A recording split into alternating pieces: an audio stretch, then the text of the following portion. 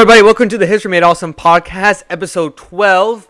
It's been a while for us. I think the last time we uploaded was the 1st of December. I might be wrong on that. But it's been a while for us, and we're back again with Ben. Ben, how are you today? I'm doing well. Chilling in New York. You're back in the Big Apple? Yep. Coolio.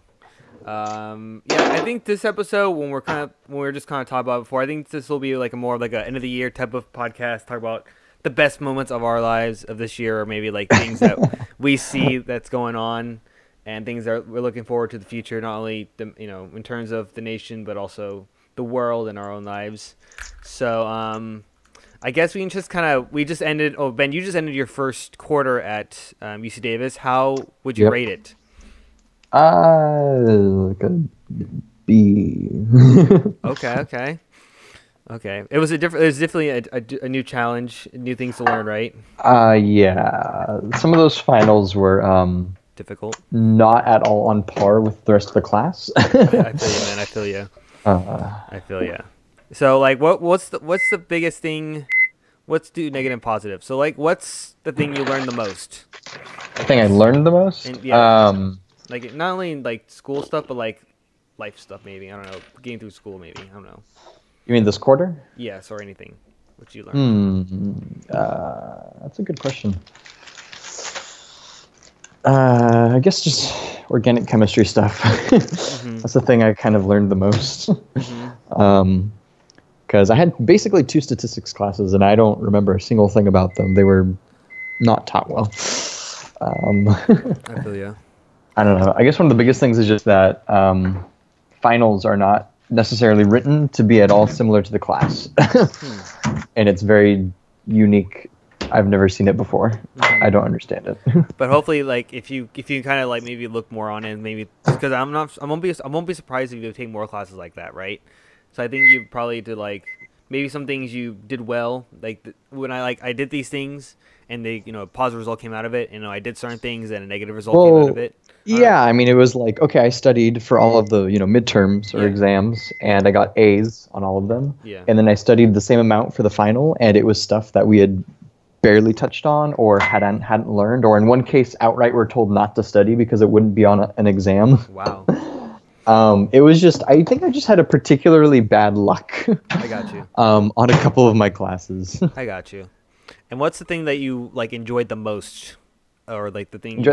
Yeah. I mean, honestly, I just kind of like being at university. I love the library, meeting new people. I think this next. Oh, I got a lab position the very last week of school, Sweet. Which is great because I kept freaking. I was trying really hard to get one, and I kept kind of struggling with it because I didn't have enough time to devote to it. But the last week, I just found someone.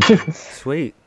So yeah, it's. So when it's a very independent kind of lab study too. He's like, yeah, I'm going to show you how to do something, and you're going to design it yourself. Ooh, okay. I'm just going to like walk you through each step, and then like the second time you go through it, I'm going to kind of like watch you as you walk through each step, and after that, you're completely on your own. Okay. I was like, cool. Okay. And then have you got far on like research, or have you even touched on that yet in terms of doing your own not thing? at all. Okay. Not at all. I know it was you had a very busy schedule, so I'm thinking that you're going to leave that till next quarter. Yeah. For myself, I am particularly very proud of myself. I got all A's this quarter for the first time ever in my life. Nice. So that was hard, but it was, it's more about, it's the journey. Of course, the ending is also pretty cool too.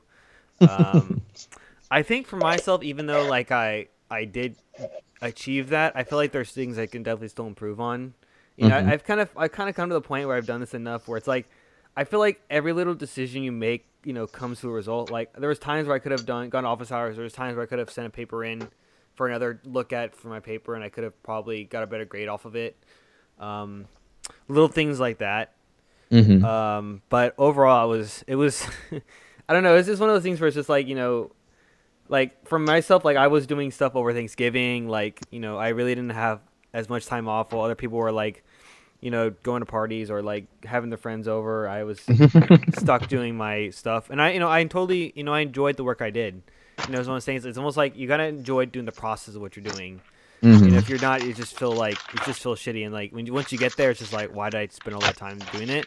So you Well, gotta you need have to find a different field if you feel like that. no that was what I'm saying. But like, I feel like it just makes it like a whole lot better. Like you're doing it for a certain reason, and it just Yeah. makes the entire experience better. So yeah, I was really happy with myself. It came very close. It was to the point where like I'm gonna need the 1% extra credit for one of my classes to get over the hump for it. Nice. But yeah, I was extremely happy with it. And right now, so for next courses, we can kind of move on to what we want to do kind of going forward. Next quarter, I'm actually gonna write for my research paper that I'm writing. Good. That's gonna be a challenge. We'll see how. I'll be your editor. I know, right? No, not just that, but like right now, I've been working on trying to get. I don't know if I told some of the plugs before, but right now I'm trying to get documents from the National Archives, from in England, and so I was talking to my professor about it, like how I could probably do it, and How'd you break in? I know, Pull yeah. Nicolas Cage. I know, yeah. And we kind of getting to the point where like, well, it's gonna come down to cost, really. Like, if it costs more to get the stuff printed and sent over than it is to go there and fly there and stay there and just take as many pictures as you want, all those different things. Geez, how much does it cost to get photocopies of it? It costs a fair bit of money to fly over and stay in a hotel. Yeah. So we were thinking like it depends how much documents it was gonna take. Like they're saying that like $500 maybe $500-$600 to get stuff printed. Just depending on like what they can get or whatever. Well, that's a lot less than travel. Well, no, because he looked it up at that time. It was like in early December or something like that, and it was like $506 for a ticket, or maybe, and like it was probably $600 altogether to like, but whatever. It was just gonna come down to that, and so what I did instead was the National Archives, they have like a list of people, like independent researchers, and so I contacted one of those people. Actually, I contacted two of them. One of those guys said, I'm going to look to see what there is and how much it'll cost to do it. He never got back to me. So he was like, I'm just going to placate you and leave. Exactly. So then I talked to another guy, and he literally got back to me like the next day, like, okay, like this is what we can probably find here, and this is how much it's going to cost. He said it was going to cost like was it 340 pounds, like $400 or $500 maybe? Yeah. And so like I kind of had to like not talk him down from it, but like I could talk to him more like this is kind of like more specifically what I need. And so once we got that, we got it down to like $200, something like that. Okay. So he said it'll take him about a day to do it, I think, maybe a day and a half. So it was kind of weird doing that process because like it kind of makes me more want to, if I'm gonna go to college, maybe go to England more. So, like, if I'm going to be working in that field, it's like I'm going to need more of those documents so I can just walk to the National Archives or wherever I need to go to. You mean for graduate school? For graduate school, yeah. Or else I just, what's it called? Or else I just go to university, just get funding for that and just go there. That's probably the way to do it, I think. Which is definitely, yeah. So, that was an interesting little process because when you look at the people who can probably help you, independent researchers, only some of them have websites to look at, because like that guy had a website, and it was kind of his website was kind of funny. He had like little jokes in there and stuff like that. That's not why I chose him. Sure. But like very few of them had websites, which kind of made it. I feel like you could, if you wanted to, you can definitely like go through everyone to see if they're online or anything like that. But I just kind of like I'm kind of at that point where it's just like I need this stuff now. And so that part of my research is like extremely important, whatever I can find in those documents. So hopefully he finds enough information for me to draw upon, and hopefully it's make my research better. So I'm kind of like in like, oh my God, like hope, like when I planned our research out, like everything is like relying upon this part. So it should be interesting to see what happens. So it's gonna be exciting and also terrifying at the same time. So yeah, my professor, when he was talking to me, he said like doing the actual research is the fun part. When you're writing it, it's the actual work. Yeah. And like I don't know, it should be fun because it's like my own project. Do you have a website, Eric? Do I have a website? Do you have a website? I do. Yeah. How else are people going to find you? It's called my YouTube page. Boom. Okay. I also have a trailer too. I was supposed to work on that too. But yeah, so it should be it should be a good little fun challenge for me. So I'm kind of excited and terrified at the same time. I don't know. So I think we just want to just maybe dive into like the news a bit. Just talk a little bit about that Sure. stuff. So I guess the biggest news. I know Trump's always the news. I guess. That's your, what's the biggest news? So I guess we can talk. The first thing is the Israel. I don't know. Let's go domestic since we're in the U.S. So one of the first things that happened was that Trump was able to get his tax plan put in place, which I was not really surprised. We've talked about this before. We were not really surprised that was going to go through because something that's not like politically charged all that much, and the thing is so expensive. I mean, not expensive. It's so complicated in terms of like if it will work or how it works, or you know what I'm saying. It doesn't have like a buzzword or anything like that, like Obamacare or things of that nature. Well, tax is kind of a buzzword, I mean, yeah, just in general. Yeah, true. Good point. So that was finally put in place, and again, we've talked about before that they're gonna basically. So I kind of looked into it a little bit more. So what they're gonna do is they're gonna actually give the people in the lower half a somewhat of a tax break, but then like by past 2020, I think that's gonna be like as it goes through time, it's gonna go less and less for the people in the lower half. And then they're hoping that, of course, that trickle-down economics, that the money that is saved in terms of taxes for the rich is going to trickle down into the economy. Yep. And what they found, and I don't think they talk about like what types of tax breaks. Did they just talk about personal income? I think was that the big thing. Well, no, there was a huge corporate tax break. Well, they did a lot of stuff, but one of the things they did, like for just normal people, is they got rid of or did they end up implementing that? No, I think they did. A lot of in the federal government, so there are like state taxes. Some cities have city taxes. Yeah. You used to be able to write those off for your federal taxes. Yeah. So you'd pay, X amount of total dollars, and like part of it would go to the city, part would go to the state, part would go to the government. They got rid of that. So now you have to pay X amount to the government plus, an extra amount to your city and an extra amount to your state. Yeah. And there's also saying that the states that are going to be hit the hardest are like, I know California's the blue states. Yeah, the blue states. Yeah, New York and California mainly. Yeah. So those are gonna be the hardest hit states. And I looked into it more of like what trickle economics actually does, and I was looking at let's see, who is it called? Crash Course they didn't do like an economics video, but they did about like Reaganomics, like a history video. Okay. And so what I was kind of looking at, like technically it kind of did spur economic growth, but like not really. Like what it pretty much did was that it pretty much helped Wall Street, pretty much in that way. Like I guess stocks went up and those types of things or whatever went up.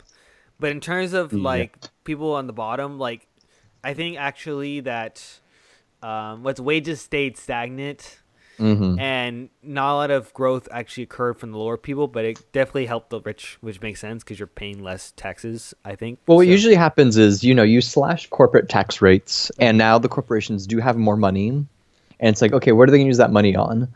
The lie that they always like to use is, the corporations are going to use 100% of that money and just give it to their employees for some reason. They're going to keep it. Yeah, they're going to either give it to their CEO, or they're going to give it to their, the people who actually own the stocks. Yeah. It doesn't go down. It goes sideways. Exactly. If you give it to the poor people, though, they immediately spend it, and then it goes into the hands of the wealthy or the middle class, or even just very slightly like above the poorest. So then everyone gets more money. Yeah, so that's kind of what I'm trying to think. I was going to say something else, but I totally forgot what I was going to say. God damn, I was going to say something pretty good, but I forgot. So yeah, we were not really surprised that it actually happened, and it's actually, and then and there's another thing that it's actually going to drive the national debt even more. I think they said like $1 trillion more, and so I'm just like, and that's the thing where it's like we love cutting taxes, but we don't actually like cutting spending, and so now the debt's, I don't know, what's the debt now? It's like 16 trillion or something like that. Well, let's check it out. Let me look. 20 trillion 567 billion 936 million 964,198. God damn. Jesus. I don't know. I feel like can the US government actually, I wonder how much like they can actually spend. I always wonder that, like, can they actually go into debt? And technically yes, but like kind of no, I guess. What's your question? Like, at what point is the U.S. government gonna like can't borrow any more money? You know what I'm saying? It's like when people will stop giving it to them. I know exactly, and I don't know when that'll happen, but we're gonna be dealing with that for a long time. Oh, I mean, a lot of the money owed is to like companies within the U.S. It's like the U.S. goes, "Oh, I'm gonna buy this thing from you. We'll pay you back later." yeah, and I don't, isn't like actually like what's it called, buying those types of they call them bonds or something like that, right? But like Oh, actually, you mean those? Yeah, you can do that as well. You can also lend money to the government, but I hear like and then you yeah, get paid back. Yeah, I hear investing in the U.S. government is actually kind of safe. Or it's kind of a decent deal, I think, if I believe. it's okay. Yeah, I mean, it's not a very fast. You won't make a lot of money off of it. Yeah, but it's somewhat safe. You'll get something back from it. You'll get paid interest. Yeah. Yeah. And I was gonna say something else. Oh yeah, this was gonna say, and also they found that for most of these types of is there supply side? Is this I don't know, but like most of this type of like policy issues in terms of dealing with economics and things of that nature, they found that there's actually no growth in GDP. Like it doesn't actually do anything in terms of that way, which they want to do because if you have a higher GDP, that means your economy is a lot stronger and is actually do a lot more business. Yeah, it's funny. I was looking through this again, and like I took macro micro economics, and like I just like it just brought back bad memories for myself. I was like, this is why I'm not an economist, because it's just like so many graphs and so many like terms that don't make sense, and like economics is like technically this might happen, but it might not happen or it may happen. We're not sure, but oh yeah, economics is really finicky. It's like, well, we have a model for it. So whichever model you subscribe to will predict the thing that you're trying to look for. But no one seems to actually fully understand how it works. Yeah. Not really. There's just a lot of models for it. It's like, yeah, the numbers went up because people felt good today. Yeah. So that's kind of how. Yeah. So I'm just like, I don't know. So it's probably not going to do much. It probably won't do much. History repeats itself because no one was listening the first time. So I think definitely history's going to repeat. Well, that's the thing. Everyone listens, but in this case, everyone knows what's going to happen. They just don't care. Or they just really don't. Or they just stick to the morals, and they think that well, the morals of this corporation gave me donations, therefore I'm going to cut their taxes. Yeah, I can definitely. That's the morals that the Republicans play by. Or the morals that they perceive. The morals that they play on the surface for themselves.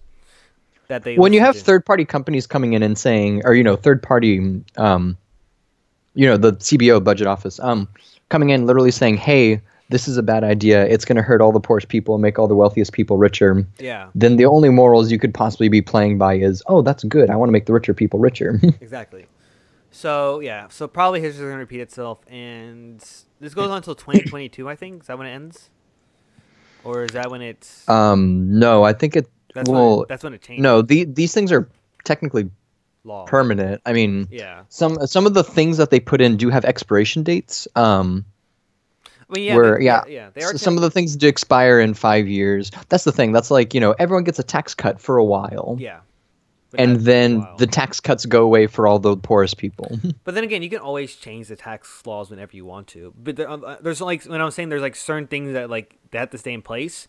But you can technically change the tax laws whenever you want. I mean, that's what they just did right now. It takes a lot of work to do, and they do it all the time. So Yeah, it's true. So I don't think it's gonna be like there for long, but it should be interesting to see what happens. Yeah, it's hard to say. Yeah. So so that was a big thing. I guess another big thing that happened over the week was Doug Jones won the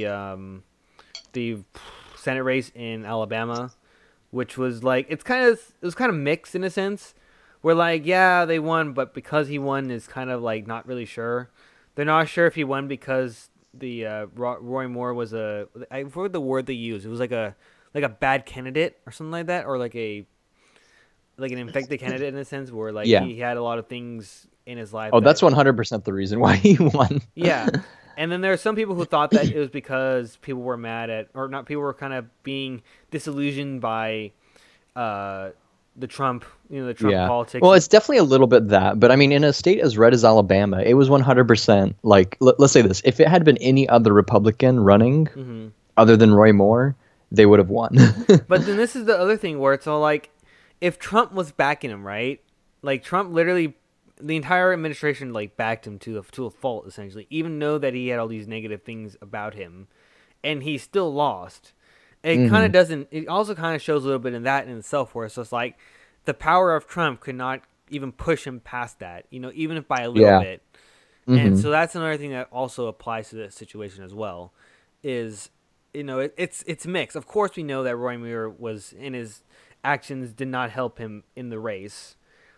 But the fact that you had Trump backing him and he couldn't even get him over the line is also kind of I won't say it's a red flag, but it's a caution, a little bit of caution, I'd Yeah, say. yeah. When you have Trump and Bannon throwing their hats in behind someone and they still manage to lose, that's a good sign. They could have definitely, what's it called, said, okay, we're not going to support Roy Moore, and then they don't put themselves in jeopardy in terms of like people questioning the influence that they hold. But since they Yeah, they trusted that they had the influence to push this type of person through.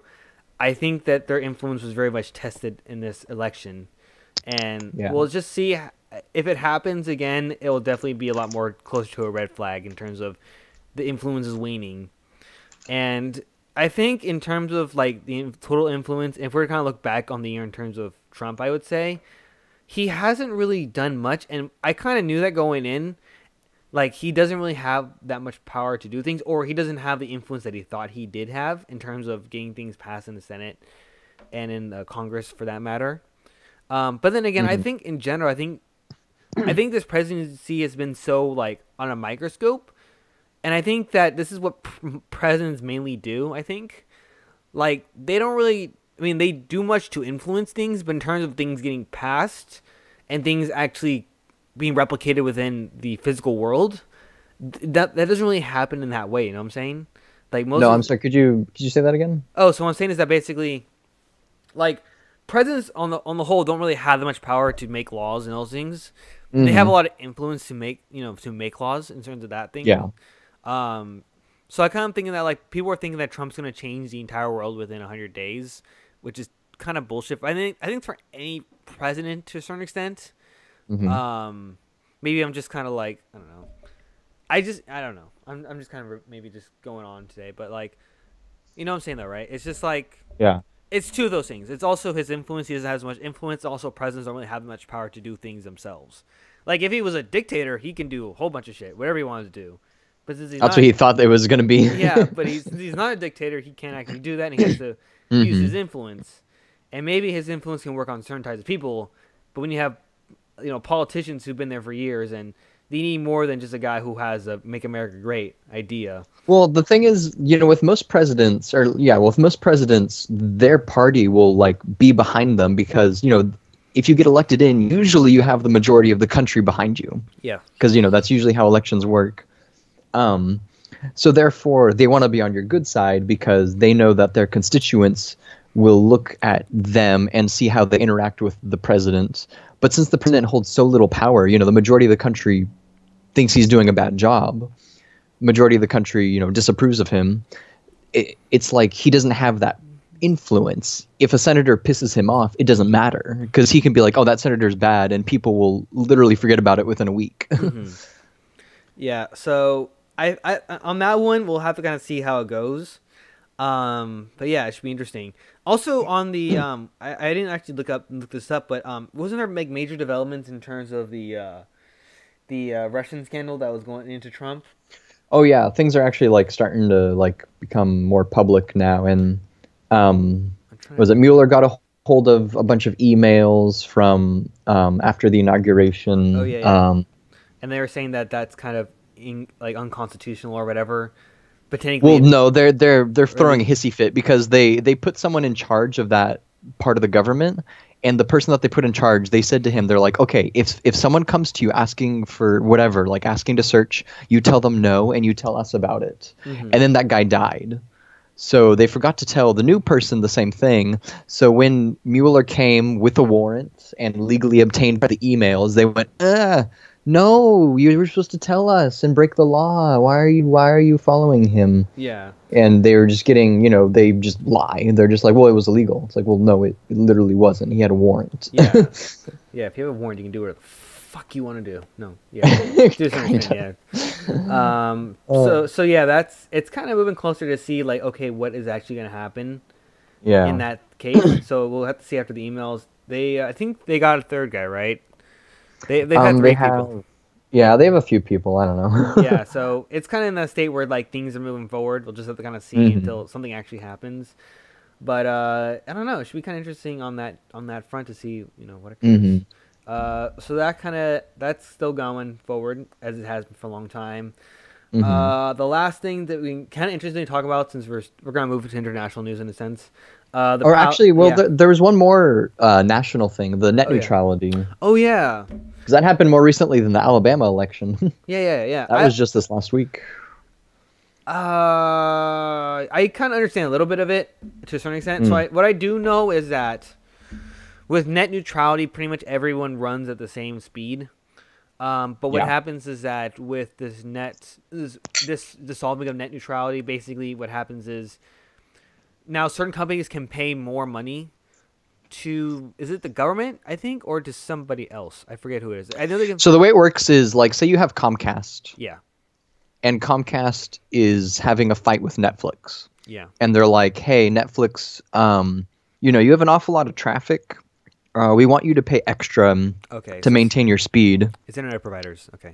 Yeah, to maintain your same speed." And Netflix goes, "Well, no, we shouldn't have to pay extra money. It costs the same amount no matter what for you. It doesn't matter." Yeah, And they go, "Okay, well, we're just going to throttle you then. We're going to make it so anyone who goes to your website and has us, who has Comcast, we're going to make it so that they literally can't load a video, yeah, and they'll get pissed off at you. So it'll be your fault, yeah. and then you'll pay us." Yeah. And so they're saying that. So there's a couple of things I kind of looked over it of like the good and bad. I guess I'll start with the good news first. Supposedly the good news is that internet will work faster in a certain sense. No, it And won't. I know, but this is what they're saying, or that they'll be able to expand it to other places. They said like rural areas will get better internet, things of that nature. It will provide better infrastructure to a certain extent. Mm. Of course, the bad, like you said, that if certain websites or certain service providers cannot pay, more internet or pay for more internet, the internet speed on those sites will be slower.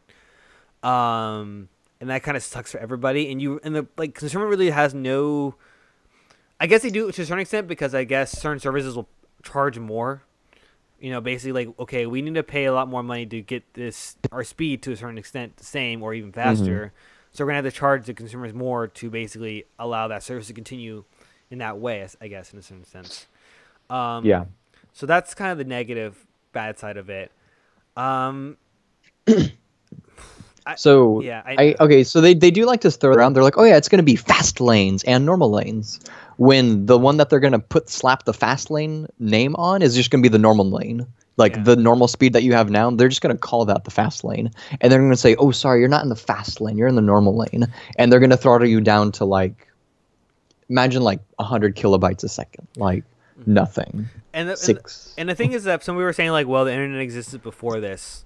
I'm like, yeah, but like from personal self, like I wasn't really paying that much attention to internet speed like in the 2009s and 10s. Like it was really like internet like savvy or internet driven like 2010, which is about the time that net neutrality came in.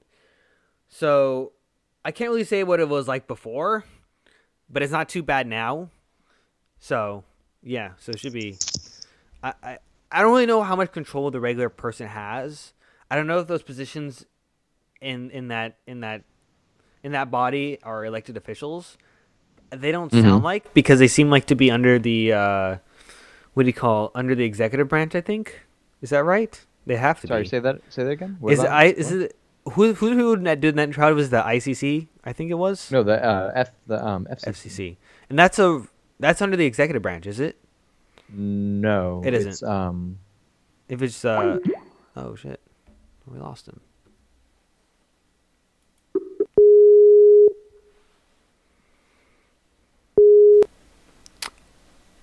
hello. Yeah. Okay, we're back on.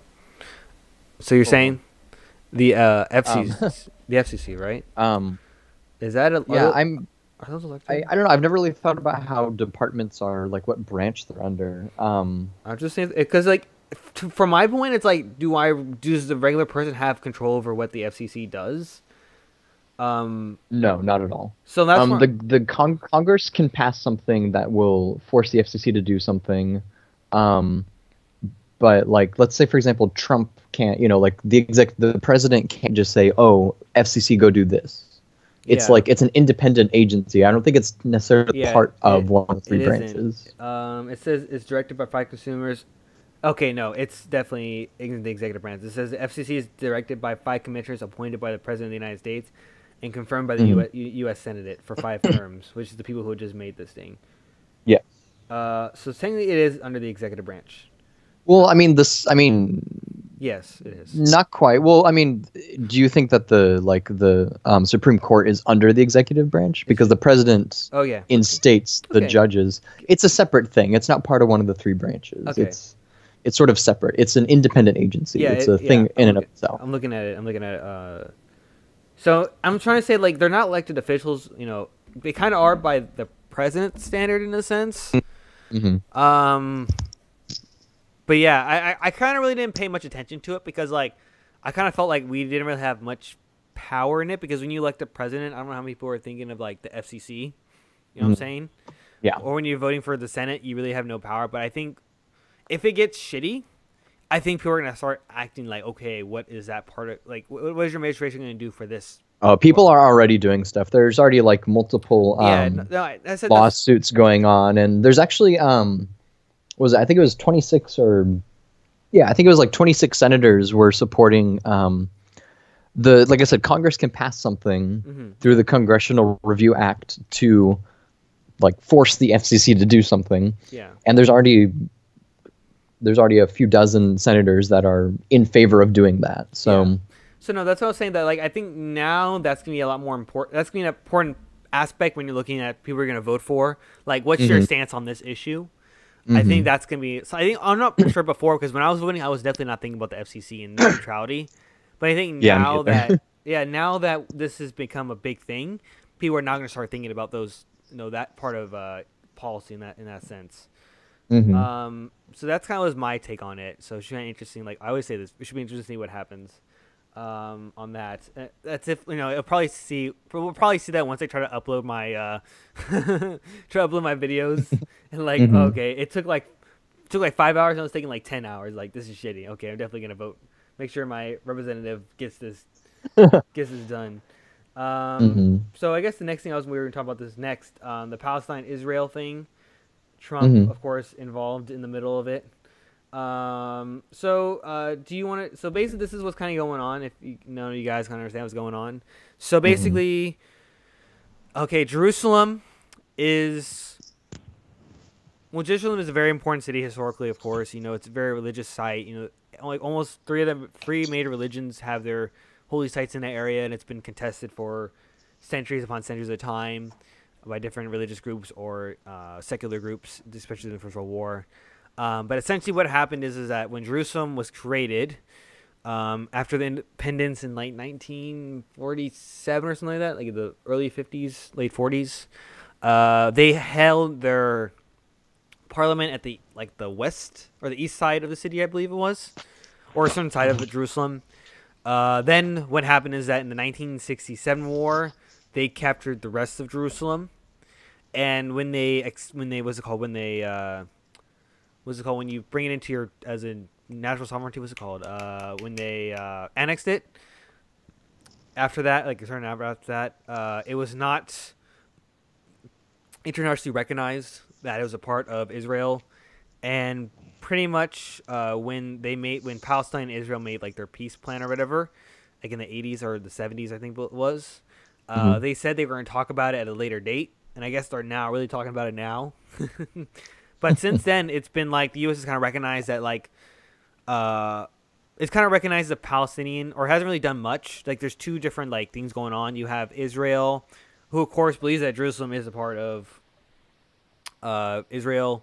Jerusalem is part of Israel, and Palestine kind of believes that that's not the case, and that they should control at least half of it, and that should be like at least the east part should be their part of their capital.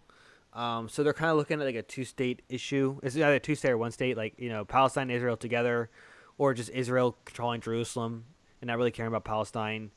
And so since then, the U.S. has kind of been on this like in the neutral ground, like they're not really supporting any side to a certain extent. They kind of been out of it, and then pretty much recently, Trump decided he was going to take the Israel side, where yes, Jerusalem is a part of Israel, the entire part of it, and they're gonna put their embassy there. Yeah. Recently, the UN voted to tell Trump to say, "Hey, don't do that, Yeah. and don't put your embassy there because you're gonna screw everything up." Mm-hmm.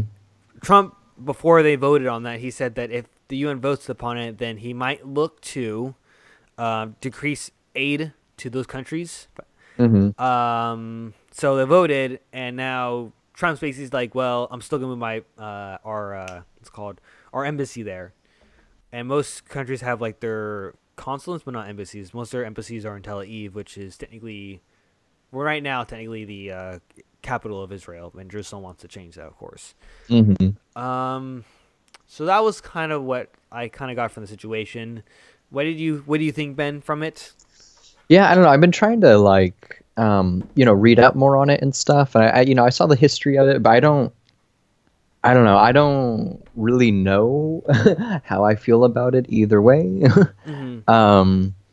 Because it's like, I don't know, Israel did steal that part of the capital back in the 60s, but I don't know. I feel like I don't know enough about the region to really have much of an opinion on it. Mm-hmm. I've just been watching it with interest, where it's like, okay, so these countries are saying like it's like are agreeing, like only very few, but a few are, and then I'm looking at like the people who are fighting against it the most, and they're just countries that hate America, where it's like, oh, the people who are speaking out the most are like North Korea, and like I'm like, okay, so is it? It just makes me unsure how to feel about it. It's like, well, if they hate it, it's probably like not that bad. But they're also probably that doesn't necessarily. I don't know. It's I complicated. think on that point, where in terms of how the rest of the world feels, I'm trying you vote on. I'm trying to see what was the well, pretty much when they voted on that what's it called, on that issue to kind of see how each country voted. I'm trying to see. Mm-hmm. It says it was 140 something, I think, said yes, like 13 said no, and 40 abstained. It was something like that. So it says it was condemned by 128 countries in the United Nations vote on Thursday. Okay. 9 countries supported the U.S. decision, 35 abstained, and another 21 did not participate in the vote. That is a lot of countries. Yes. A lot of European countries, too. I think even, like UK, these big countries, Yeah, interestingly, though, Canada abstained. Yeah, it says that. I thought that was odd.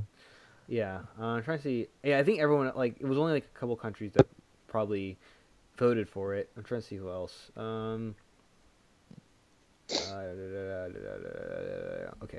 I don't, it doesn't matter, but a lot of people don't like it. Yes. I've been kind of thinking about it myself, and I think it's an issue that really has to be resolved. It's weird. It's because that on the ground, Israel definitely has control of Jerusalem. Like, they're even like building more settlements in Jerusalem. Like, or even like they're pushing more and more into Palestine and not really respecting their sovereignty. And to a certain extent, Trump is right in a certain sense. Reflection on the ground, technically Jerusalem is owned by Israel. They have their troops there. They have their walls there. It looks like a border in a certain sense. But to another extent, you kind of want to keep peace in the region. So I think the best way to do it is to... It's very, very tricky. It's very tricky. Yes. I was thinking maybe one way you can do is probably make Jerusalem into like a Hong Kong, maybe make it like a neutral site. Maybe make its own little city or whatever, and maybe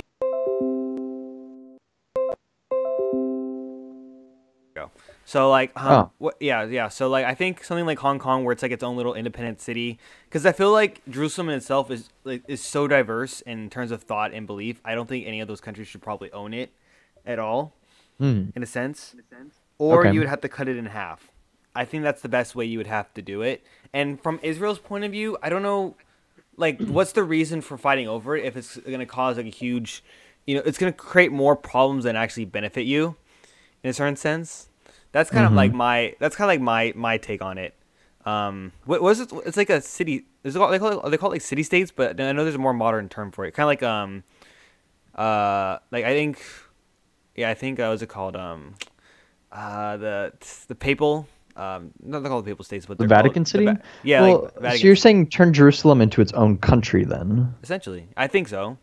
I Hmm. think that would be the best way to deal with it. I think so. No one can really complain that it's this or that, and so diverse, and it could be its own little thing. I mean, Jerusalem has always been historically like a place of like very culturally diverse area. I mean, for Hmm. millennia. You know what I'm saying? So, I think that those are the best two options for that problem. Either they both control it, or no one controls it, and it's its own city state. Okay. I think that's the best way to do I it. think that's an interesting solution, but I think that would. I don't think you would be able to convince either country to go with that. I Yeah, think both of them would be highly opposed to that. it's almost like when you're creating a deal, it's like almost like I don't know if you're like if people are fighting over a toy, it's like either you share it or no one gets the toy. I don't know. That's Yeah, the kind problem is like Israel controls it right now, though. So it's like I don't know. It seems like most of your solutions are kind of like, well, Israel, you just need to accept that you can't keep the city when they currently occupy it for the last. I mean, when did they occupy it? I think it was like 67 or 67. 60. Yeah, yeah. So they've had it for 40 years. I don't think you're going to be able to. Or I'm sorry, 50 years. I don't think you're going to be able to convince them like, oh, it's probably time to just give up. So that's why I'm thinking that like it's either. I mean, it's either two of those things.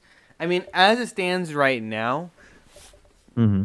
it's kind of not already helping the situation because, um, you know, that's one of those things because it's like yeah, if according to Trump, like technically he's correct that Jerusalem is owned by Israel, but the fact that the entire world doesn't like it and like even the leaders, even Palestine doesn't even want to listen to the U.S. to even find any peace deals. Hmm. So it's kind of like you're right, Mr. Trump, but that's not gonna help the situation. It's more like it's one. I really don't like that. It's like yeah, you're right, but you shouldn't say that because you're gonna piss someone off. I think it's one of those Yeah. things. Well, it's like, technically correct, but at the same time not really like it's not that's not the way forward. Yeah, but yeah, and I was kind of looking right now, but yeah. So I think I'm not sure we talked about this earlier, but like we it's already been kind of not the entire international community does not like it. I think it says that Hmm. yeah. So even like the U.S. has said that they'll drop aid. They'll drop the aid that anyone who supported the recent UN Yeah. talks about. Basically this is not a cool thing to do. There was also the Security Council vote where it was every single member of the Security Council except for the US Hmm. wanted to do that, but then the US just used a veto on Yeah. it so that they could just be like, "Nah, we're just going to ignore you."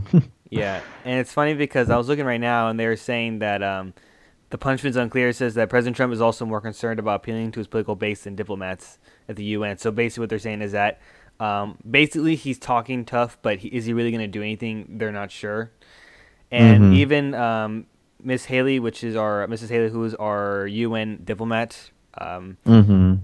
basically she was saying that yeah, like if you guys do this, Trump's gonna be pissed off and he's gonna do something nasty or whatever. And it's funny because people are texting me, and it's funny because people are thinking that she might not actually be doing this for like she might just be doing for her own politics, trying to like make herself rise up within the administration as well.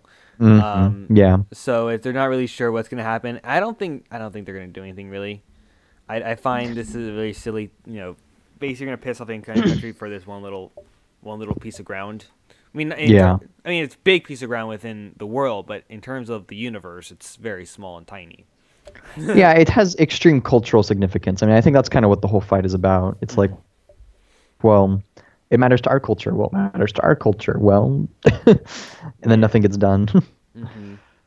So, It's difficult. that's kind of our take on it. So it'll be kind of interesting what kind of goes on there. I was reading an interesting interview, well, not interview, but an interesting story of. Remember we talked about early in the year about Austria's far right prime minister. He was like really young, Yes. And it's been interesting because I guess the BBC did a story about how they're like the only real successful far right party to actually win within Europe. And Mm. interesting. So a lot of things that's been kind of causing this, especially is the migrant, like the migrant crisis that's going on. A lot of people from North Africa, Middle East are trying to come into Europe, Mm. and Austria Yeah. one of those countries is to go through. One of the interesting things I kind of saw was that I'm not sure. I see Mr. There's two names. I'm trying to think. Like it says, Mr. Statutory Prime Minister now Austrian. Okay, so basically, you have the Prime Minister and the Vice Chancellor. I guess it's like a Vice President or whatever. Hmm. One of the terms that they're using kind of to describe this problem or this issue that they consider a problem. Hmm. It says they announced the government programmed on Kellenberg Hill outside Vienna, where the Ottoman invasion was stopped in 1683, and Musicus denied there was any symbolism in choice of the venue. Wow. Okay, yeah. Okay. Really. So I think government program. So I guess it was something to do with the migrant crisis, I believe. Some type of Hmm. government program, but basically they chose on a site where on a hill outside Vienna where the Ottoman Muslim invasion of Europe was stopped in 1683. That's Oh shoot. that's that doesn't seem like that seems like has a lot of significance and choice and symbolism. Yeah. Um, it definitely the not best. It says hangover. The FPO is a shadow of the past. It was formed. The not well. Of course, the Nazis are definitely a big influencer. I would think. Um, Hmm. and it says that the vice chancellor was arrested by German police for taking part in a torchlit parade by a banned neo-Nazi group. Um, but these days he rejects all extremism. I doubt that your youth is very much defines how you're gonna end up in the world of print. Not totally, Yeah. but like the influence you take in are definitely gonna do that. Then he says in the most recent incident, a photo was published showing the FPO. I guess that's the political group. Politician Hmm. Andreas Boas apparently giving a Hitler salute. Okay. He denied the charge, but didn't take up the seat in the upper house of parliament in this autumn. And basically, it's like, yeah, we're not trying to be like Nazis or people who are like outside his group, but like, definitely you guys are kind of showing it. Yeah, it's like the people keep going, like all the Republicans, or they're like going Heil Trump and like literally saying that. It's like, are you mad? What are you literally insane? Why are you trying to deny what you guys are and then actively doing it outside? Hmm.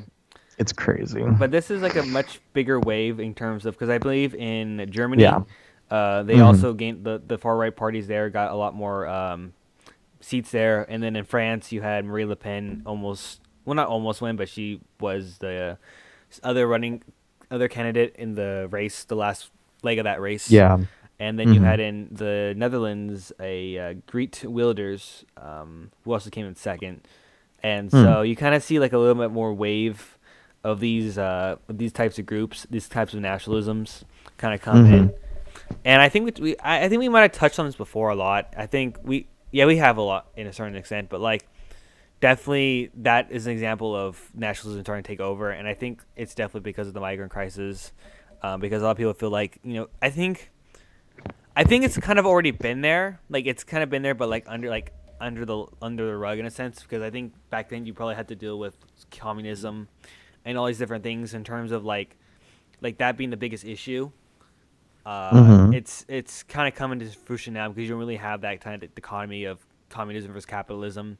Now you have Hmm. you have these people who do not, I guess they do not exist within our nation state system. They do not exist in our secular world, and now they're coming to their countries, coming to their countries with their own ideals and with their own beliefs and how they believe their world should be run and all these different things. And it might come into to contact into maybe into conflict especially with France is like the most being the most secular country. Hmm. Because you can't even wear like there's even like a lot of I guess government issues in terms of wearing the hijab because France is like basically they don't want any type of religious Yeah, symbols. they don't Like want any religious symbolism at all. yeah, No, so they're like yeah. they're like ridiculous secularism, but like that's just the way that they do things, and I think it's that conflict. So that's kind of how I see that nationalism coming in more and more, and also I think because Hmm. also globalism is also becoming more. It's every single year it's becoming a lot more in our face. Essentially, Mm. not only global products, but people moving from area to area, and different ideas being exchanged at a lot faster rate. And I think that's probably what's also kind of driving that thing as well. So, Yeah. yep. So it should be interesting to kind of see what happens there. Anything else you've kind of looked over? I'm trying to look right now. Oh, there's the alien Yeah. thing. The what? Mary, did you see No. no, but supposedly if you probably look it up right now, you have it looks like a this is well, the story is the mysterious lights over LA baffles it looks like a cloud almost, but like in a night sky, and it's like lit up. You haven't seen this before? Okay. It's aliens, No. bro. Aliens, bro. They're back to Oh get god. us. It's on BBC. Or it's all over the gram. It's all over like social media. Yeah, it's crazy, bro. Well, it looks cool. Yeah, people are saying it's supposedly a what you call it Weather balloon. no, people are saying it's a SpaceX like type of like they call it a SpaceX rocket. That's what it's supposed to be. Okay. Interesting choice to time to do Looks it. like the Hindenburg is traveling through a Space. time portal. I know, yeah. Yeah, so I don't know. Well, they had the recently. What'd you think of the what you call? Did you hear about the Pentagon had like a secret program to investigate supposed UFO sightings? Oh, I'm not surprised. You're not okay. Do you think they're gonna tell us that there's actually aliens? That they found something? Well, I mean, UFO, like by technical definition, is just literally anything in the sky that we don't know what is. So UFO division isn't necessarily studying aliens. It's probably studying, like, oh, there's something there's something in the U.S. that's flying in the sky. We don't know what it is. It might be an enemy spy craft. More so than, oh, aliens. But I don't know. I think it's possible. Do you think As for if they would tell us, probably not. Do you think aliens actually exist? Do you believe that like they are there and that they've been among us this entire time, and that Probably. you don't think? And I might be an alien right now talking to you, and I might be telling you that we're about to take over the world. No, I'm kidding. I'm not an alien. Nah. That's what an alien would say. True. Yeah. Nah, I don't know. I think aliens, I don't know, probably not.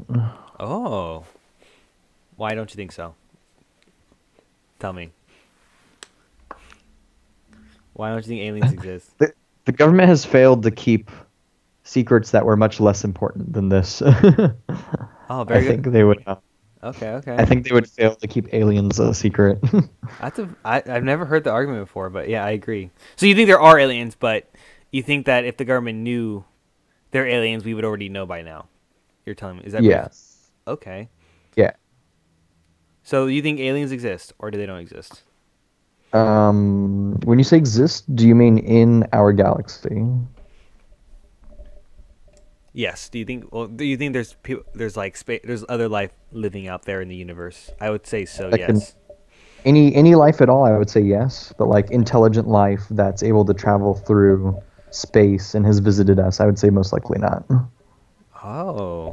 Okay. Okay. It's because it's like scientifically impossible for a species or whatever that intelligent to move through space.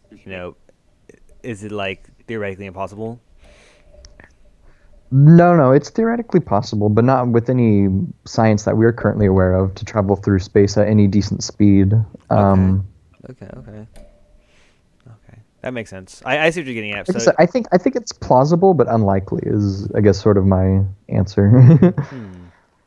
I think they're there. I think there's so much. I say anything is possible, but a lot of things are very unlikely. Anything is possible. Okay, no, that's the wrong song. Never mind. But yeah, so I know. I wasn't really surprised either. I kind of like the way you kind of think about it. Like, if aliens were here, we'd probably already know about it by now because the U.S. government's not really good at keeping secrets, unless they're really good at keeping this secret. But I think there's a lot more It's secrets. the only secret they've managed to keep. Yeah. Yeah. Or maybe there's other. Maybe they're like letting out certain secrets to like change the way in which we think about the world, and they're controlling us that way. Controlling us is possible. possible. Anything's possible. Okay. So I guess anything else besides that? I think that's the only one I really had. Aliens. Aliens. I would say that's a unique one. Oh yeah. I don't know. I think we we talked talk- about most things because we talked about all the local stuff, Mhm. national stuff. I mean, Then you had the sanctions. Oh, the California fire is almost the biggest fire Oh of all yeah, time. I heard California. about that. Yeah, it's crazy. It's like the size of I think they said New York, like for Paris, I think, and like Brussels. I think that's how big they said it was, and it's actually going towards the east. Actually, so yeah, it's pretty big, and they're saying that what's it called? That they're saying scientists are possibly saying that it's being fueled by global warming. Oh well, yeah. I mean, in a slightly roundabout way, it was more like it kind of sort of caused by the climate change stuff. I mean, when you have higher temperatures and less water, fires are going to last a lot longer. Yep. And then additionally, weather becomes more extreme. So we have these extreme winds that we don't usually have this time of year, just making it harder to contain, which is, worse. Lack of containment for fire definitely makes the fire worse. Yeah. And then I guess we didn't talk about this yet, but the North Korean sanctions they've increased it, and also in the Yeah, same you kind of mentioned it a little bit, I think. yeah I'm not sure. Well, basically, Trump has issued, or not Trump, but the UN has issued more sanctions on North Korea, and basically they have increased. Basically, they're gonna make it harder for oil to come in. I think they're gonna be probably eliminating 90% of their oil supply being sent into the country, so that's definitely gonna hurt them a lot more. Which is, I guess, a good thing. It's a good thing, I think. Hopefully, they'll stop them from making more weapons of nukes and things of that nature and rockets. Let's see. So It probably won't. They're just on a nonstop path. yeah, they found some oil under like their little rocks, or whatever. So, but yeah, they voted in total favor, 15-0. And then Mr. Trump said the world wants peace, not death. That's what he tweeted. So it seems like in terms of U.S. foreign policy, they got one that everyone kind of like, yeah, let's do this, and everyone's like, you're crazy, bro. So that's, I guess, a good thing. And let's see what else. And also at the same time, you had another defector go across the DMZ. And it was interesting because North Korean soldiers fired warning shots at the North Korean soldiers who were looking for the guy. And I hear that's also that's very uncommon for that to happen. It's more common for people to leave across the north, the border of North Korea and China, which is a lot easier because it's a wider area, and it's not technically like a area where there's lots of mines and guns and things of that nature, and like sensors and all those things. So is it a case of what's it called? Like, is the North failing in terms of economy, and people are starting to feel that system is not going to help them live? Or, I mean, that's kind of already been the case, but, is it becoming more and more unstable? So it's just kind of interesting to see if more and more people start to leave. And I think if that trend continues, I think it sends a little bit more red warning signs about that system. Yeah. Maybe. I'm trying to think what this is.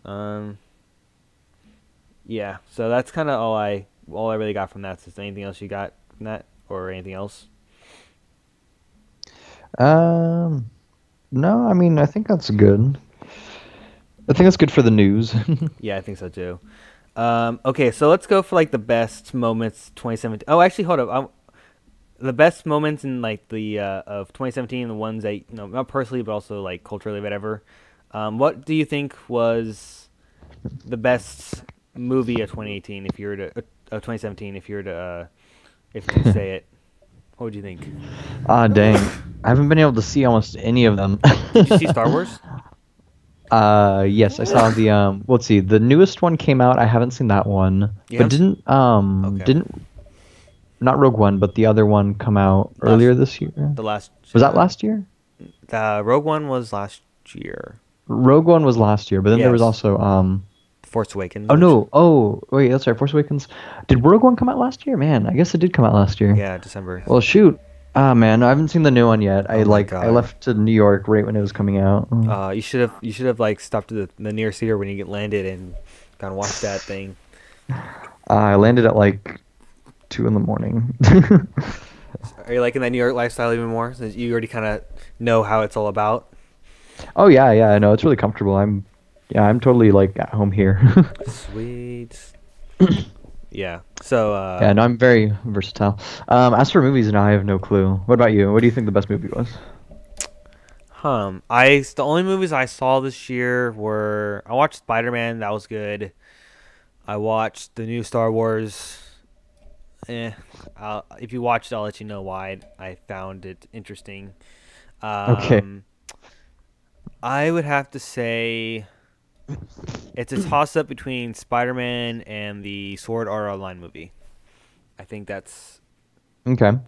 Oh, I Yeah. did see on the plane here they had all like some more recent movies, and I actually did see the Spider-Man one Yeah. as well as the most recent Planet of the Apes. Actually, I haven't seen they were that one. both really good. I I liked heard, them. I heard Planet of the Apes was good though. I heard Planet of the Apes was good. It was good. I'm trying to I liked think, it. but yeah, I would have to say it's a toss-up between those two. Um, yeah, it's funny those things beat out Star Wars, which I really really enjoyed. So what else? What was like the thing you learned like the most this year? Like the thing that you're gonna take away from 2017? Mm, that's a good question. Thing I learned the most. I don't know. Oh yeah, that's right. I need some kind of extra motive, or I need a very specific type of motivation in order to get myself to do things. Mm-hmm. I can't just like I don't know. I need like a long-term goal and then a short-term one that has to do with the long-term goal in order to actually be able to Yeah, accomplish things. yeah. The Otherwise, I yeah. kind of fall behind. Yeah, the why is a very important aspect of trying to do anything really. Yeah, I don't know. I think my why has always been kind of very broad. I've kind of said before on the podcast a couple of times that I just want to make some type of change in the world, and Mhm. it's a good why to have in a sense Mhm. because it's like whatever you're doing, you're gonna make a positive change in the world. I think what I need to do now is how am I gonna do that? Um, but I kind of come to I've kind of come to like the what's it called like the thought that like everything I do and is going towards that, and I think if I just keep going down the path that I'm going, I'm eventually gonna find that person who's gonna say, "Hey, you can do this," or find that thing where it's like, "Hey, there's this thing going on you can possibly do with your skills that you have and you've acquired over your life by trying to do as well as you Mhm. can in school and trying to teach as many people as I can through coaching soccer or whatever or like doing this YouTube thing and doing this podcast." I kind of feel like if I keep going down that path, make sure I keep my body healthy, so I can like basically, if I have that idea, I'll touch on this a little bit, but like just doing all those different things will kind of push me in that path that I really want to go to, and I'll find that thing that I like and enjoy, and I feel like I do the Mhm. things that like I do the things that I like, and I feel like if I continue on that path, I'll come to a certain point where I'll find that one thing and I'll work my as hard as I can to find that out. And Mhm. I think that's always been my why, and I think hopefully if anyone else needs help with the why, I think that's just my view of it. Um, but yeah, that's definitely a very good thing you have to find out. I think anybody has to find out like what drives them, what's that goal they want to reach, and I think and here's another thing I would say. I think the goal is a cool thing to like find, and I think I said this before. I did say this before, but I think also like the process is something that also be cherished as well. Like, what do you do to reach that goal? It's how you have to find joy in both of those things in some type of way. Mhm. Enjoy the thing that you're doing right now. And enjoy doing the process of like working hard and like learning awesome new things. And then when you reach that goal, it's yeah. That's I don't know. I just feel like when you reach that goal, it's kind of like I'm here. Like, what do I do now? If you love the process of doing all that work, it keeps you going through life and keeps life fresh and new. Because sometimes when you reach the mountain, it's just like I'm here. Like, what do I do now? Mm-hmm. It's kind of thing. So I feel like Yeah. if you like the process and you like what you do towards that process, it makes life a lot more enjoyable than just reaching the goal, in my opinion.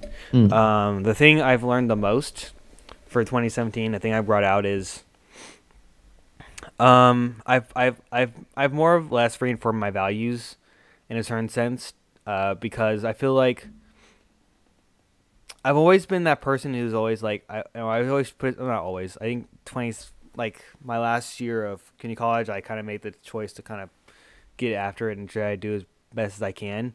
And when I was in summer school for this year, I took like a 4 unit class, and basically I had nothing else to do but just focus on that one class in terms of what's it called, like in terms of school or like things I have to do. And Mm-hmm. so like I really had nothing else to do but that. So whenever I was doing school, I just focused on that thing, and I got like probably the best grade I ever gotten. Granted, it was probably because the teacher was very easy on us, but I think nonetheless it brought a positive shock in myself where I said like if I decide to focus on this one thing, like 100%, and I know there might be like I have to like do this or do that, do YouTube, do that, like it's all my 100% focus is on like the goal of changing the world, making an influence, things of that nature. And I feel like getting my Mm-hmm. grades up will push me. Getting good grades is not just like, oh, I got A's, so like I'm cool or whatever. Like no, I feel like getting my good grades will allow me to go to a good institution to where I can then continue to pursue the things I really want to do. So I feel like if I focus on that and a grades being a part of that journey, then I can eventually do the things I want to do. So I'm like, okay, getting all A's this year will help me towards that path. So I'm like, okay, I'm going to focus on everything getting all A's. I'm going to make sure I work out to make sure that my body is nice and fresh, and that like, if I need to stay up for like a long time, my body can keep up with it. Because like I Mm-hmm. feel like a lot of kids this year, not saying that if you don't work out, you're going to have that, but like if you do work out, there's less chance of you getting sick, or less chance of you like being tired all the time, or less chances of you kind of being unmotivated. So I'm gonna make sure I work out, make sure I keep my body fit, so my mind can stay fit, and so I can make sure I can stay up and do what I need to do to then get all A's this year. I don't think I think I said this before earlier in the podcast, but yeah, like so when I reached and got towards that goal, I was able to achieve what I wanted to achieve. So it kind of my sense reaffirmed my values is if you focus 100% on something and it's like you're almost obsessed with it, like I'm gonna get all A's. Like if I'm feeling tired, if I don't feel like going to office hours, if I feel like don't feel like going to class, if I don't feel like waking up 6 o'clock in the morning, like why am I doing it? It's basically I want to do this. It's not specific like I was saying before, but like it's towards that overarching idea. And hopefully, Mm-hmm. if I keep that focus, I think I'll eventually find whatever that is, and hopefully continue to do that. So that's kind of like my thing I took from 2017, and hope that's something I want to bring into 2018 is that type of drive and motivation, and also like the idea that I think we already know this before. Like you're gonna mess up as many times as you can, and just keep pushing through it. And if you fail to hit the goal that you want to get, and maybe go a bit more less than that, then you hope you take the things you messed up on, and then you improve on in the next time. And basically that's what I was doing all of this quarter. Like I basically screwed up. Not saying I screwed up, but like I made a lot of simple mistakes in my first year at East Davis. And so like one of the things is like not going to office hours, like Mm-hmm. using office hours like a lifeline essentially.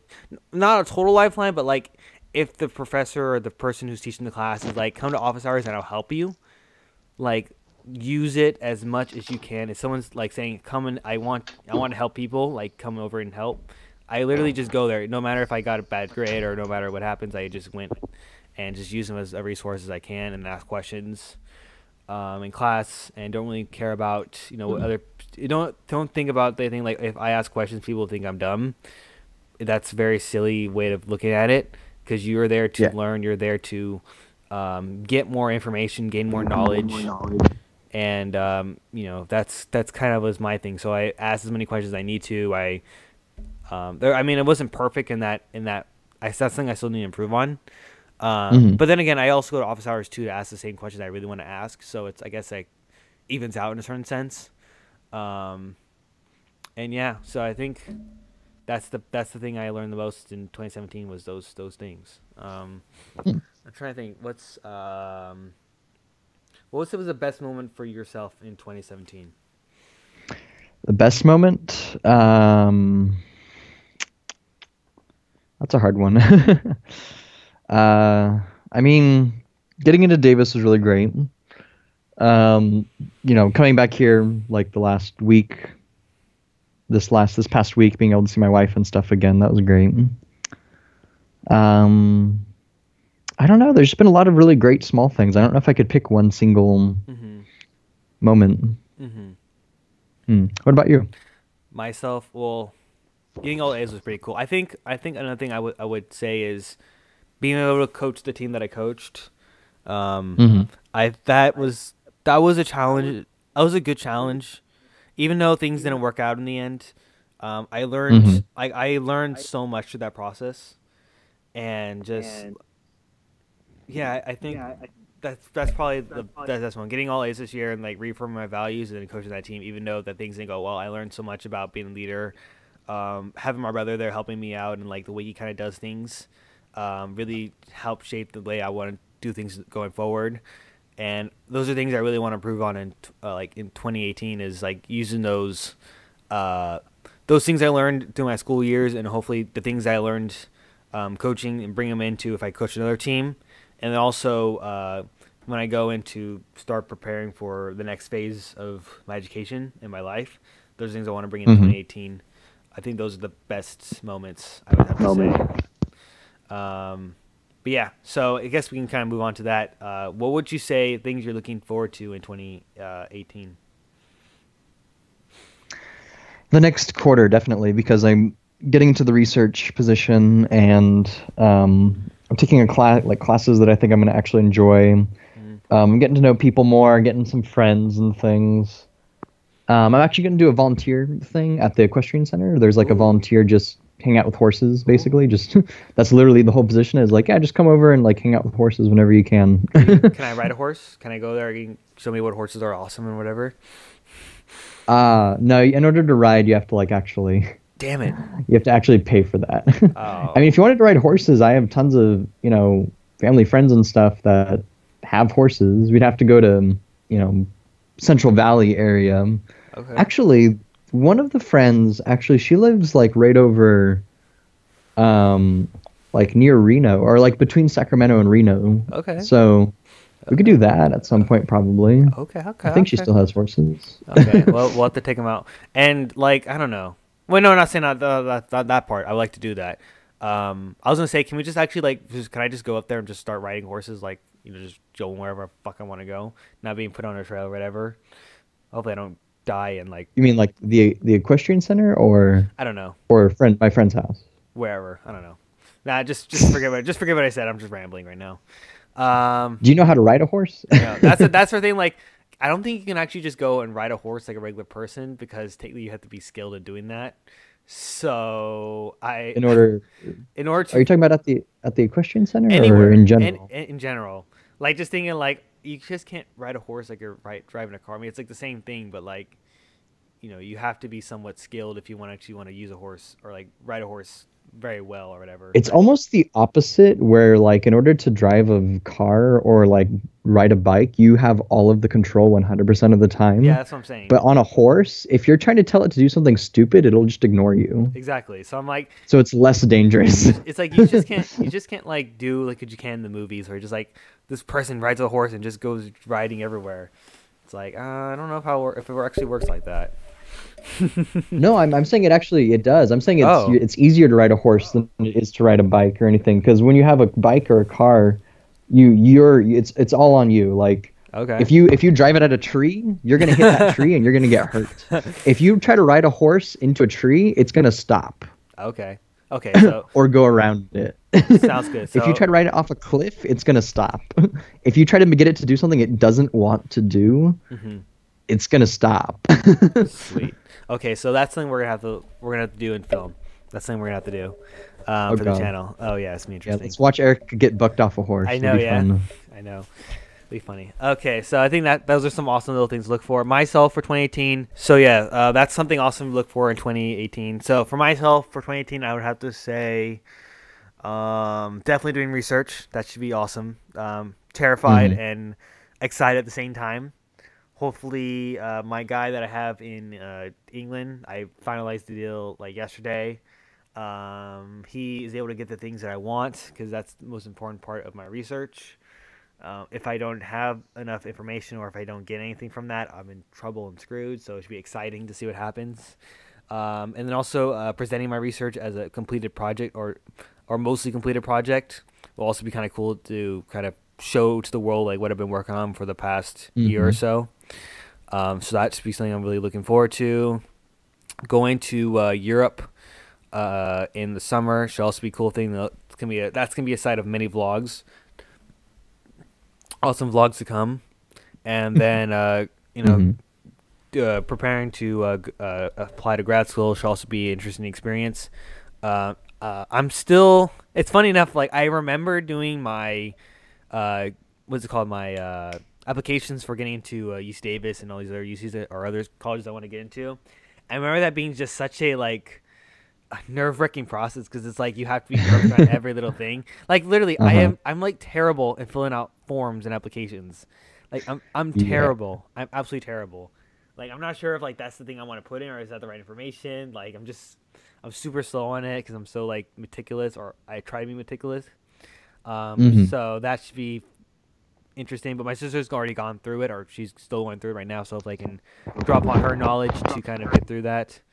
And but yeah, so that's something I'm really interested in. And then also in a couple of days, I will be leaving to Central America to go visit my dad's home country, and so that should be really exciting. Well, it should be interesting. I'm gonna try to vlog as much as I can and show you guys what kind of goes on. I think it'll be good though. I'm trying to be optimistic. I'm not the best.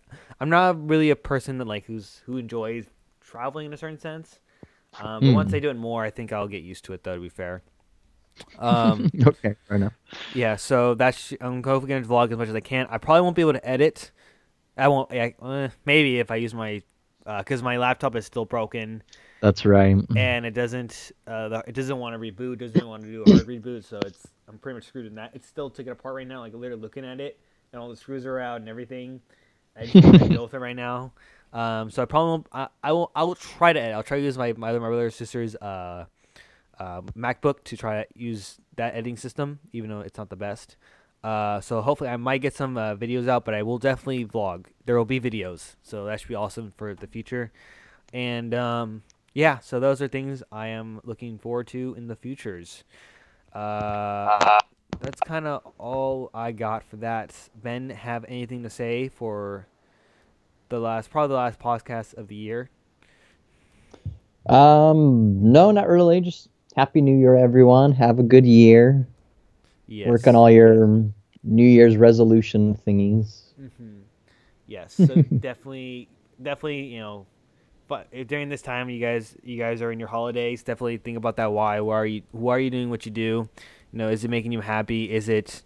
Are you feeling joy from it? Are you making a positive impact in the world, whatever you decide to do? And whatever that thing might be, it might not always stay the same. It might change depending on what you find out in the place we call the world.